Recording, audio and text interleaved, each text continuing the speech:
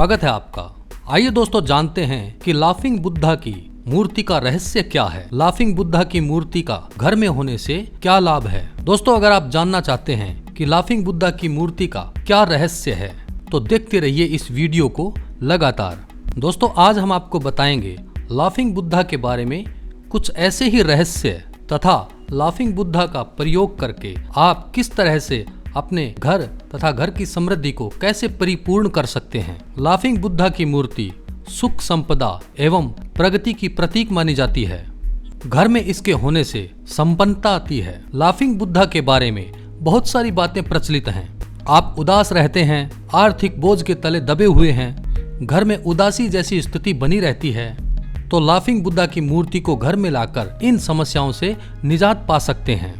Laughing Buddha की मूर्ति मकान, घर, ऑफिस या बैठक कक्ष में होनी चाहिए। लेकिन दोस्तों याद रहे कि यह जमीन से 2.5 फुट ऊपर और मुख्य दरवाजे के सामने होनी चाहिए। मूर्ति का मुख हमेशा प्रवेश द्वार की तरफ होना चाहिए। इससे मूर्ति अधिक क्रियाशील रहती है। लोगों के मन में यह भ्रांति है कि यह गिफ्ट दिए जाने पर ही काम करती है, लेकिन ये सर्वथा गलत है। दोस्तों मूर्ति को स्वयं खरीद कर भी रखी जा सकती है।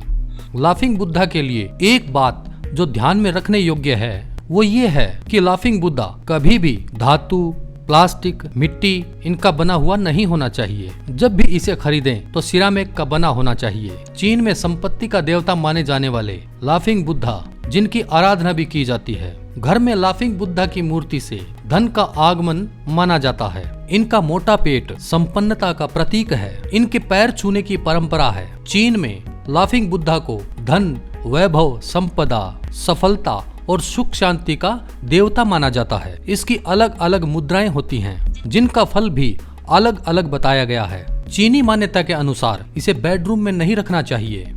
लाफिंग बुद्धा को सजाकर रखना चाहिए। भारत में भगवान के कई अवतार हैं। हम भगवान को कई रूपों में मानते हैं। इसी तरह लाफिंग बुद्धा के भी कई रूप हैं। इनमें खासकर धन की पोटली लिए हुए, दोनों हाथों में कमंडल लिए हुए, एक प्रकार का फल लिए हुए तथा ड्रैगन के साथ बैठे हुए और कई बच्चों के साथ बैठे हुए बुद्धा प्रमुख हैं। दोस्तों आइए जानते हैं कि अलग अलग आकृति में बुद्धा क्या फल देते हैं। हंसता हुआ लाफिंग बुद्धा। लाफिंग बुद्धा को भवन के मुख्य द्वार में स्थापित करना चाहिए। प्रवेश द्वार में इनको इस प्रकार से रखा जाता है कि प्रवेश द्वार में प्रवेश करने वाले व्यक्ति को सबसे पहले उनकी नजर लाफिंग बुद्धा के ऊपर ही पड़े तथा ऐसा प्रतीत हो कि मानो लाफिंग बुद्धा हंसकर स्वागत कर रहा है। लाफिंग बुद्धा को हमेशा 2.5 फुट या 3 फुट की ऊंचाई पर हमेशा किसी बेंच या टेबल पर रखना चाहिए। यदि मुख्य द्वार के सामने यदि कोई कोना हो और उसमें लाफिंग बुद्धा की मूर्ति को रखा जाए तो बहुत ही अच्छा होगा। लाफिंग बुद्धा को इस प्रकार से नहीं रखना चाहिए कि द्वार में प्रवेश करने वाले व्यक्ति उससे टकरा जाएं। घर में प्रसन्नता लाने के लिए लाफिंग बुद्धा की मूर्ति को इस प्रकार से रखें कि सामने वाला प्रवेश करने वाले व्यक्ति उनको देखकर प्रसन्नचित्त हो। शयन कक्ष में या भोजन कक्ष में या अन्य कक्ष में लाफिंग बुद्धा की मूर्ति को नहीं रखना चाहिए, क्योंकि यह मूर्ति प्रवेश द्वार से प्रवेश करने वाले व्यक्ति में अधिक ऊर्जा प्रदान करती है। इसलिए मुख्य द्वार के प्रवेश द्वार के सामने इस मूर्ति को ही रखें। इसीलिए शयन कक्ष में या भोजन कक्ष में इस मूर्ति को नहीं रखना चाहिए।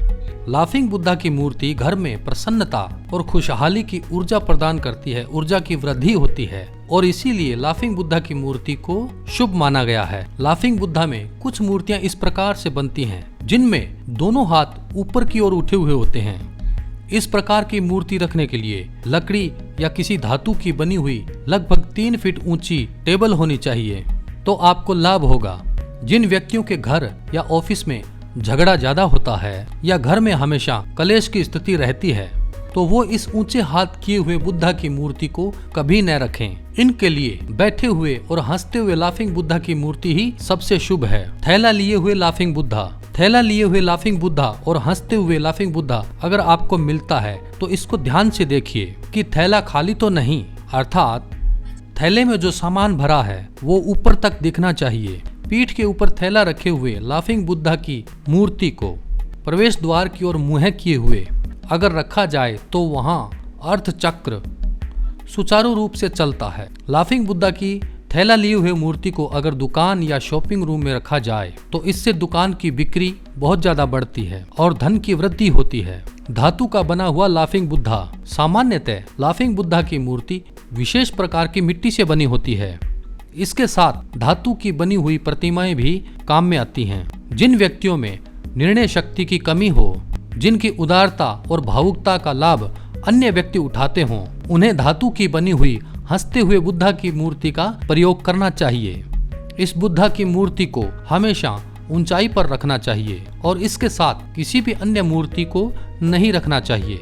खंडित या धूल मिट्टी से सनी हुई मूर्ति को नहीं रखना चाहिए। हमेशा सफाई करके प्रतिमा को स्थापित करना चाहिए। किसी भी समय बुद्धा की प्रतिमा की पूजा नहीं होती है। तो दोस्तों, ये थे कुछ ऐसे रहस्य लाफिंग बुद्धा के बारे में जिनके बारे में शायद आप आज तक नहीं जानते थे। तो दोस्तों, आपको यह वीडियो कैसा लगा? उम्मीद करता हूँ कि आपको यह वीडियो अच्छा लगा होगा। प्लीज हमारे चैनल को सब्सक्राइब कीजिए। धन्यवाद।